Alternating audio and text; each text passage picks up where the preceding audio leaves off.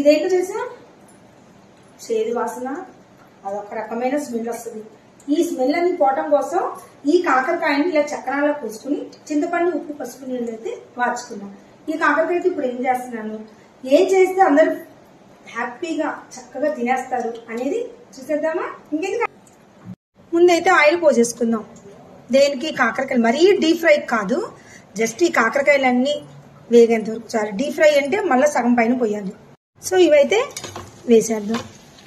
అవి ఏగేలోపు ఎండుమిరపకాయలు, ఉల్లిపాయ, వెల్లుల్లిపాయ మిక్సీ జార్లో అయితే వేసేసుకుందాం. ముందే ఉల్లిపాయలు వేయద్దు, ఎండుమిరపకాయలు, కొద్ది చింతపండు, జీలకర్ర, ఉప్పు వేద్దాం ఫస్ట్. ఇవ్వండి, కొద్ది చింతపండు, అలానే కొంచెం ఉప్పు, అలానే కొంచెం జీలకర్ర వేసి ముందు ఫస్ట్ ఈ మిక్సీ పట్టేసుకుందాం. సో ఇలా ఘాటు వస్తుంది మొత్తం. ఇది అవ్వగానే ఇప్పుడైతే దీంట్లో ఉల్లిపాయలు వేసేసుకుందాం.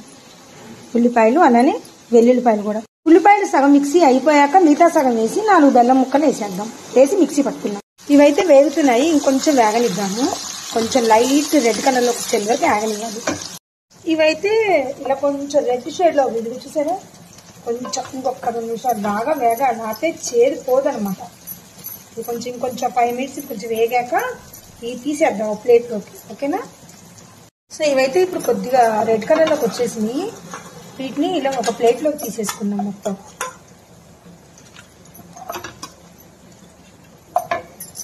చూసారా, ఈ అడుగున ఆయిల్ అంతా నల్లగా అయిపోయింది కాకరకాయది. సో అదైతే పారపోసేద్దాం. ఈ చేదు పోవటం కోసం అండి ఈ తిప్పలండి, తీసేసి ఫ్రెష్ ఆయిల్ జస్ట్ పైన కడుక్కున్నా అండి. కొంతమంది ఆయిల్లోనే అందులోనే వేసేస్తారు, కానీ నాకు అలా నచ్చదు. అసలుకే కష్టం తింటాం, ఇంకా కష్టం అని చెప్పి అట్లా వేయను అనమాట. ఇప్పుడు కొంచెం ఆయిల్ వేసుకున్నా కదా, సో ఈ ఉల్లిపాయ ముద్ద అయితే రెడీ చేసుకున్నాక అది వేసేద్దాం.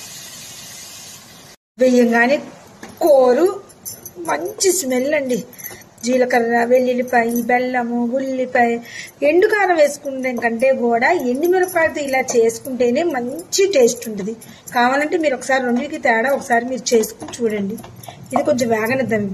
ఇదైతే మంచి వేగిందండి, సగం పైన వేగింది, ఇంకా పావు వంతు వేగాలి అనుకున్నప్పుడు ఇదైతే మనం చక్కగా వేయించి పెట్టుకున్నాం కదా, ఇవన్నీ ఇందులో వేసేసి 2 కలిపి వేగనిస్తే అప్పుడు ఆ ఉల్లిపాయ కారము కాకరకాయలకు పట్టి టేస్ట్ బాగుంటుంది, చేదు అనేది లేకుండా ఉంటుంది. ఎందుకంటే చేదు ఉండదు, ఎందుకంటే మనము చింతపండు నీళ్ళలో వాడుకున్నాము. ఫస్ట్ ఒకసారి వేయించుకున్న ఆయిల్ తీసేసి ఫ్రెష్ ఆయిల్ వేసుకున్నాము. సో చేదు అనే మాటకి తావే లేదు. కానీ చేదు అనేది బాడీలో వారానికి 2 సార్లైనా ఏదో రూపాన్ని పడితేనే మంచిదండి హెల్త్కి.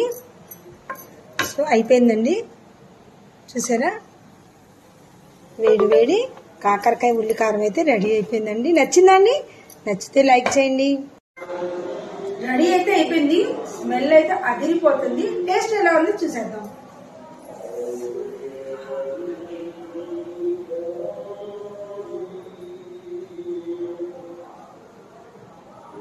చాలా బాగుంది నిజంగా. ఉప్పు కూడా సరిపోయింది, కారం సరిపోయింది, చేదు లేదు.